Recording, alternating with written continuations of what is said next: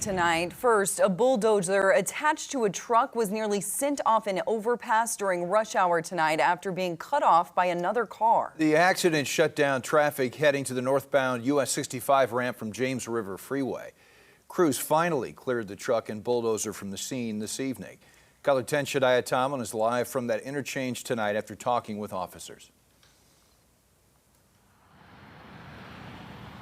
Officers say they got the call just around 5 p.m. this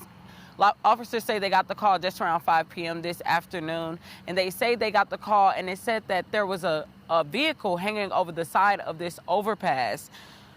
At the accident scene, the officers interviewed the driver, who reported another driver cut them off, causing them to lose control of their trailer carrying a bulldozer. Fortunately, there were no reported injuries, and the officers are currently investigating which car was responsible. The incident resulted in heavy traffic backed all the way up eastbound James River Freeway during the rush hour. Crews say the median was damaged from the crash, but they were able to clear the area quickly after calling in more equipment to clear the scene. The bulldozer slid and lodged in between the north and southbound barricades up there. Got tow trucks out here, they got lifted up and getting ready to open up the road again.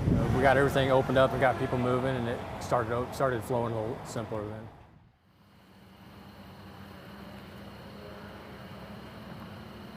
Officers want to remind drivers that when they're on the road and they see an accident happening, to stay aware of their surroundings and keep their eyes on the road to help keep from further collisions or accidents from happening. Reporting live in Springfield, I'm Shadiah Tomlin, Color 10 News.